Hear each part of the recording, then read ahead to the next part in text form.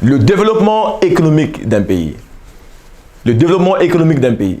Comment se fait le schéma de développement d'un pays? Une très belle vidéo pour tous nos abonnés. Nous allons parler dans très peu de temps sur comment se fait le développement d'un pays. Dans mon livre, mon deuxième livre, j'avais publié qui s'intitulé La loi de la sémence, j'ai montré ce schéma-là. Et dans cette vidéo, je vais rapidement vous donner le schéma pour le développement d'un pays. En tout cas, le développement d'un pays passe par un schéma qui est très facile. Et pour vous le montrer, je vais passer par une histoire qui est dans mon livre Père Congo, Père Allemand. Père Congo, Père Allemand. Il y avait dans une ville deux pères. L'un s'appelait Congo, l'autre s'appelait Allemand.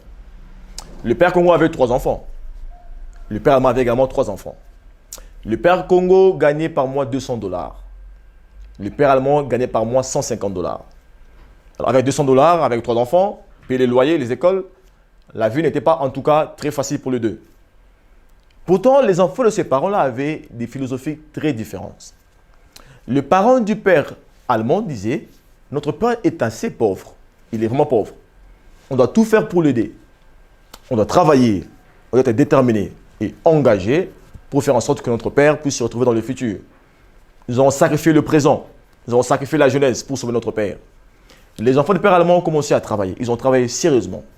Ils ont vraiment travaillé sérieusement et grâce à l'industrie et à la frugalité, les enfants du père allemand ont parvenu à s'enrichir.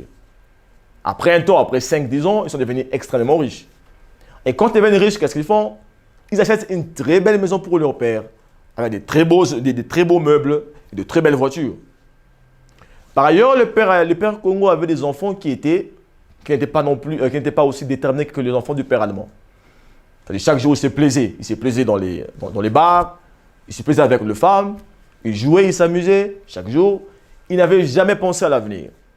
Et 5-10 ans après, ils se rendent compte que leur père est pauvre. Alors, le père allemand est devenu extrêmement riche, mais le père Congo est devenu extrêmement pauvre. Alors, les enfants du père Congo commencent à s'inquiéter. Ils se disent, mais comment on va faire? Comment est-ce que notre père est pauvre, le père de l'autre est riche? Ils se disent, si on veut être riche, on doit s'exiler. On doit aller habiter en Allemagne. Parce qu'il me semble que chez les pères allemands, il y a beaucoup de bonheur, beaucoup de bonnes choses.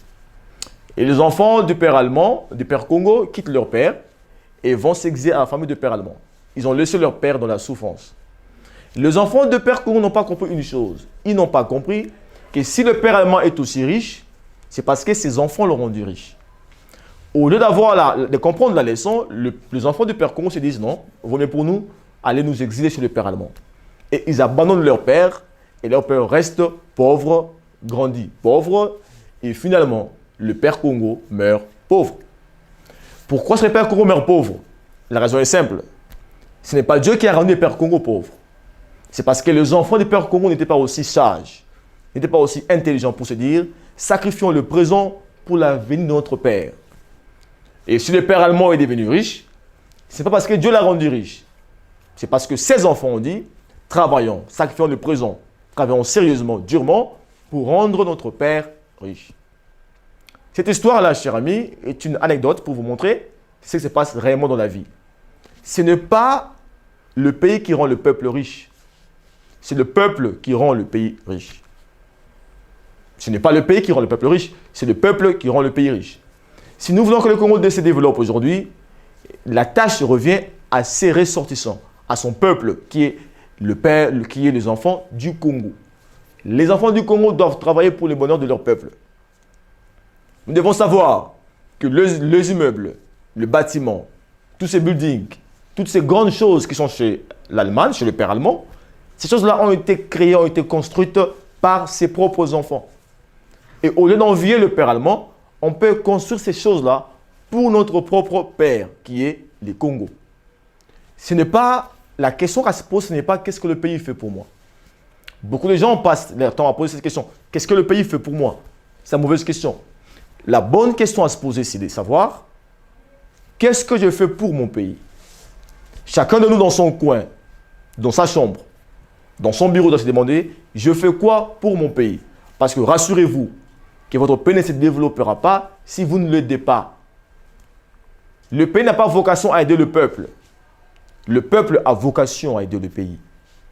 La question la plus fondamentale, ce n'est pas de savoir qu'est-ce que nous avons hérité de notre pays, Mais la question la plus fondamentale, c'est de savoir qu'est-ce qu'on laisse comme héritage à notre pays.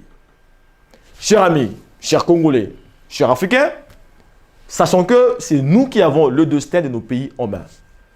Le pays dépend de nous. Le pays compte sur nous. Le pays compte sur nos valeurs. Le pays compte sur nos vertus.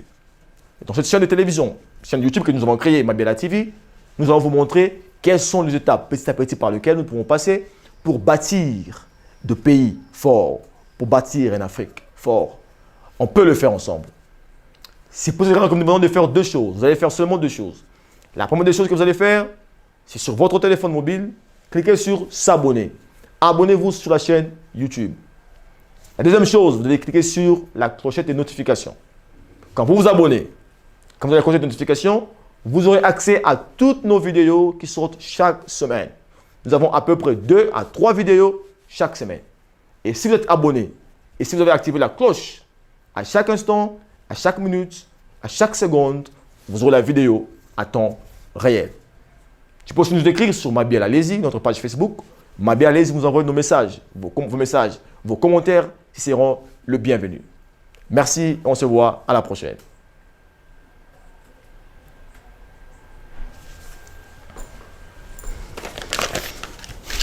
Les tout derniers.